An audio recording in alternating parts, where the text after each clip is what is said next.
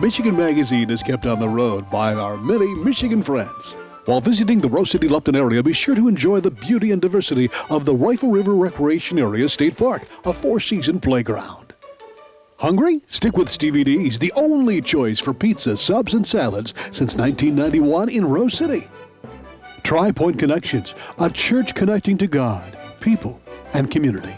Rose City Drugs, your full-service pharmacy and gift shop, with 1-hour photo in 15 minutes. North M33, Rose City. Rose City Lupton Chamber invites you to enjoy Michigan's off-road experience. 4 seasons of fun with easy access and trailheads in Rose City and Lupton. Hi everyone, welcome to Michigan Magazine. I'm Barry Stutzman. On today's show, it's more backwoods adventures as we visit wood, antler, and horn carver Gregory Madden of Alger, Michigan. Then we bring you our review of a most interesting book on ladies of the lighthouses, Michigan Women in the U.S. Lighthouse Service by author Patricia Mayer. Then we become obsessed with those geocaching travelers as we join head hard hat Andy Smith for another Geo Snippets. All that and more coming up in this edition of Michigan Magazine. But first, we're going to find out what's happening out your back door as we take a look at today's community calendar of events. From the sunrise side to sunset, people, places in between. From Dundee to Menominee, Michigan Magazine. It's a train ride, it's a water slide, cruising back roads, changing scenes. It's a water winter wonderland, Michigan Magazine. Country life, the city lights, suburbanites in between.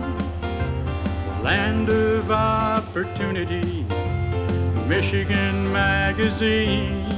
It's a train ride, it's a water slide, cruising back roads, changing scenes. It's a water winter wonderland, Michigan Magazine. The inland lakes, the mountain streams, the mighty Mac in between. Land of true diversity, Michigan Magazine. It's a train ride, it's a water slide, cruising back roads, changing scenes. It's a water winter wonderland, Michigan Magazine. Michigan Magazine is made possible in part by a Michigan destination, the Country Smokehouse of Almont, Michigan, featuring a wide variety of award-winning gourmet and specialty meats with over 60 varieties of homemade sausage and jerky. Create your own gift box to ship anywhere in the state. The full-service meat counter offers all natural, fresh cuts each day. You'll also find a wide variety of Michigan-made products. Visit the Country Smokehouse in person, just off I-69 South on Van Dyke, or visit us online at countrysmokehouseinc.com. Michigan Magazine has been on the road since 1989, putting well over 1 million miles on our vehicles. 90% of those have been Michigan back roads, exploring the unexplored, discovering the undiscovered, the true artists and craftspeople, from the outstanding and nationally renowned to the quiet, unsung heroes, carving out their own unique niche, doing what they love, a love readily expressed and recognized in their works. We usually find these artists deep in the Michigan rural areas, surrounded by the inspiring forests and seclusion. Today we find ourselves in a beautifully wooded area just off M30, south of West Branch and north of Gladwin. Well, in this edition of Michigan Magazine, we're in the wilderness of northern Michigan, near Ogemaw County and Gladwin County with Gregory Madden. Gregory, it's a pleasure to meet you. Nice to meet you, Barry. And what we have here is a wood carver, a creator of things out of the woods of pretty much Michigan wood, or do you kind of go out of state every once in a while? Yeah, some of the driftwood, was given to me, and and some I buy at the local hardware store. So you do actually carve with? Usually a rotary tool. Oh, rotary tool. Yeah. Okay. So you've been doing this for how long now? Since probably about 95. 95. What got you into it? How did you start? You remember Dean's store across from Rifle River? Sure, yes. Mm-hmm. Yeah, I seen him carving, and I think then he was using a dental tool. Oh, okay. Back, before they had the rotary tools. Okay. And ever since then, I've wanting to get into something like that. It's kind of a love that you've developed here. Yeah. You see that you are an outdoor enthusiast, but you also, not only the wood, I see you do some antler work too. Tell us a little bit about that, how you got into that. Yeah, the first thing I carved, it was a small eagle, and I seen it, it looked kind of like ivory, and I like stuff like that. Tribal carvings, any type of carvings, But, once I did that, I just, really loved it and just kept with it. I kind of like, mythical things, whimsical, and, the dragon here, these are actually just regular bone. I'm not sure if it's cow or not, but, I kind of burnt it to get that look, and, and these are just natural antler shapes. And I used them, I thought, those would look like, wings. So. Right. Is that a common white-tailed deer? Yeah, yeah. Okay. Yeah, these are pretty much all whitetail, except the Jesus here, this one was a mule deer. I like that, the story, I'm kind of religious anyway, but yeah, I think this was the second piece I ever did. And How many pieces are involved in that? There's more than one piece, right? yeah, it's just the driftwood. This is whitetail, the Mary, and the Jesus is mule deer. This is birch. Here, I'm not sure what the driftwood is. It may be a pine. Any idea how long a piece takes you? It varies, of course. Oh, Probably a common question. this was well over 300 hours. Really, this one here? Yeah, and I mean, you got to figure out how you're going to mount everything. It's got screws, and I try to make everything, where it's hidden and where it's, as sturdy as it can be. It still is fragile. Okay. But Go ahead.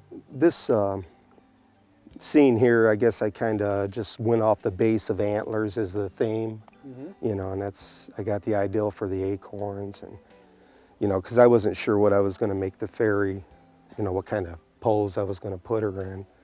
But then I thought, acorn fairy, that would be cool. Okay. And then the mushrooms, it's just made up.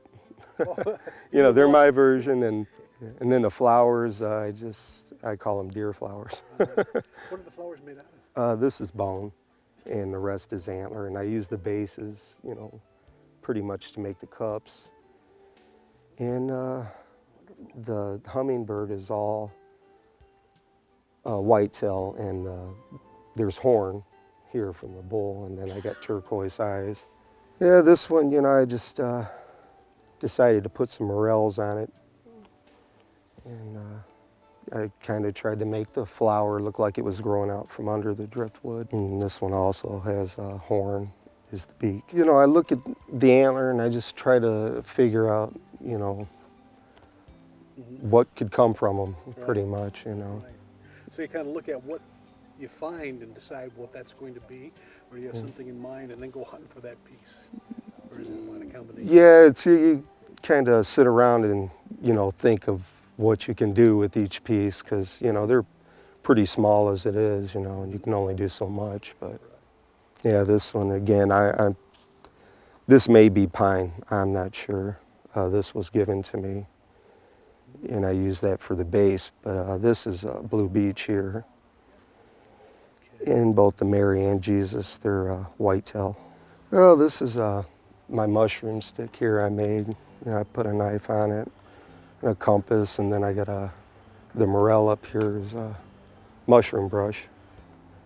I see your brother is also rather artistic also when it comes to Oh yeah, things. Isn't it a stick of his? Or? yeah. This is the first thing he ever carved. Incorporating antlers? Yeah. Okay.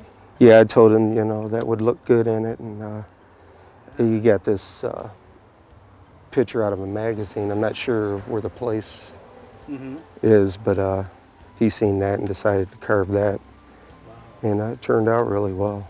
And how about the longbow? That's one of your creations, isn't it? Yeah, I'm, just started. That's the second one, and I think my third one's going to be right. You had that one out in the field yet? No, just I practiced with it a little bit. Did you do the quiver too? Yeah, the quiver I made, that's red red oak, and this is a walnut here. Yeah, this pipe's made of maple here. His pipe is made of bone. And then I made the stand for it, and that's deer antler there with a little stone. And the mouthpiece here, it's made of deer antler. And I even made the fitting, you know, so you can clean it and everything. But yeah, I was doing this in the 90s, early 90s, and you know, I thought maybe the deer skull would make a nice stand for those. Yeah, these blades here were just ordered, and I put the handles on them and made the sheaths for them. And you know, I incorporated brass and leather, and like the button here is made of deer antler and turquoise. This wood here is blue beech, and this one's walnut. And then as you can see, I put, you know, rattlesnake skin on them. Do you have any other ultimate carving that you'd eventually like to do, or do you have any dreams? Yeah, you know, I'd like to do some bigger pieces and I mean, probably different materials. do you know how big, life size or not? Oh yeah, I could go any, probably. Well, you've got quite the collection here, and this is just a sampling. I mean, there's probably a lot out there that you just couldn't get a hold of to show us. I mean, people have gotten a lot of your stuff. Yeah, I've given a lot of things away. Yeah. Well, we'd like to thank you, Gregory, for taking time of your day and your artistry to share with Michigan Magazine, and we wish you the best of luck. Well, thank you very much. It's always a pleasure and quite the honor to be able to sit and visit with Michigan's unsung artists like Gregory Madden of Alger, a quiet and humble man creating a bit of magic in his home studio. We should also note that Gregory does do commission pieces. Besides his growing inventory of his favorite works, he says he's always open to making certain visions others have a reality into pieces of art.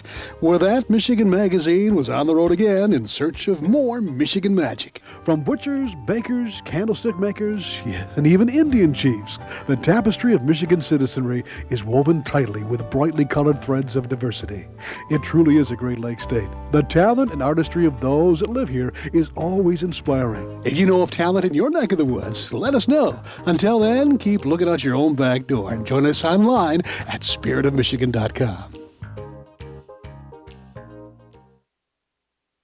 Ever dreamed of living in the natural beauty of a log home? Here's your chance to make it a reality with Skyline Woods.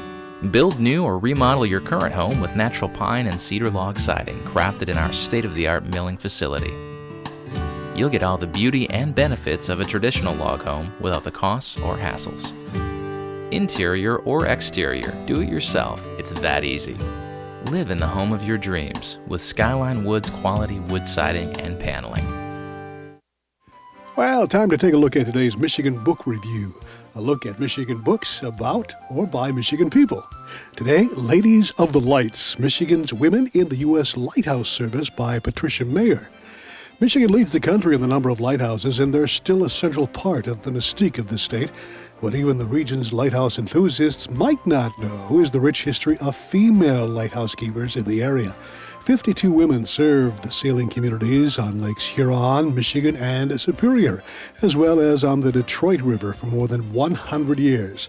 From Catherine Shirk, who raised 8 children while maintaining the Point Au Bar light at the entrance to Saginaw Bay, to Eliza Trukey, who assumed responsibility for the lighthouse in Marquette, while her husband fought for 3 years in the Civil War, to Elizabeth Van Riper Williams, whose combined service on Beaver Island and in Harbor Springs totaled 41 years.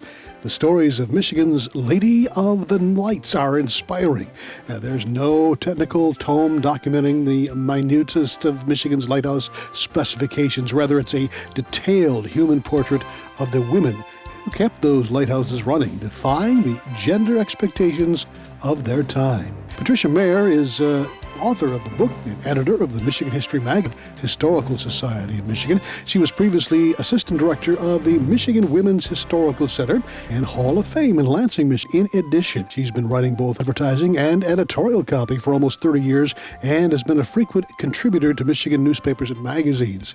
Terry Pepper, who's the executive of the Great Lakes Lighthouse Association, wrote about the book. It says, a great read, some great ladies. Pepper's Ladies of the Lights pays long overdue homage to an overlooked part of Great Lakes maritime history, in which a select group of stalwart women beat the odds to succeed in a field historically reserved for men. That's Ladies of the Michigan Women U.S. Lighthouse Service. Today's Michigan Review. If you've got a book or know of one that needs to be reviewed in Michigan Magazine, send it along Magazine Book Review, Box 43, Rose City, Michigan 48650.